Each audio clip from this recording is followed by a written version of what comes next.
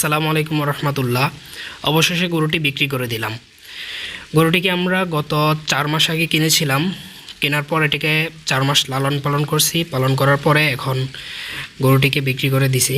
4 মাস আগে যখন গরুটিকে কিনেছিলাম তখন গরুটির এই অবস্থা ছিল, আর বর্তমানে দেখুন মোটামুটি আলহামদুলিল্লাহ ভালোই রেজাল্ট আসছে। তো 4 মাস শেষে আজকে এই গরুটিকে বিক্রি করে দিচ্ছি এবং দেখুন ওনারা গরুটিকে নিয়ে যাচ্ছে, গাড়িতে উঠাইছে।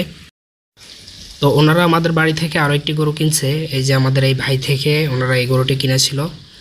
এখন এটিকেও নিয়ে আসছে গাড়িতে উঠানোর জন্য। এটি আসলে ওনার ঘরের গরু, এই জন্য আগে কখনো গাড়িতে উঠে নাই, এই জন্য এটাকে উঠাতে একটু সমস্যা হবে। এটা উঠানোর সময় গরুটি ব্যথাও পেয়েছিল, আসলে কোনো দিন উঠে নাই, তো এই জন্য ওর জন্য এই বিষয়টা নতুন। তো গরুটি কত বিক্রি করছি এবং কত কিনা ছিল এটি আপনাদেরকে জানাচ্ছি।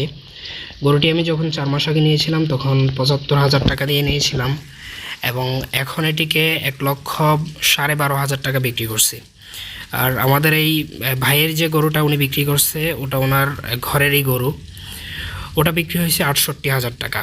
তো উনি দেখুন ওনার গরুটাকে শেষ বিদায় দিচ্ছেন ওনার মেয়েকে নিয়ে এসে। আসলে যখন একটা গরুকে 4 থেকে 5 মাস লালন পালন করি বা আরও বেশি যখন লালন পালন করি তখন ওই গরুর প্রতি একটু মায়া সৃষ্টি হয়। যখন বিক্রি করি তখন আসলে খুবই খারাপ লাগে, যেটা আসলে ভাষায় প্রকাশ করার মতো না।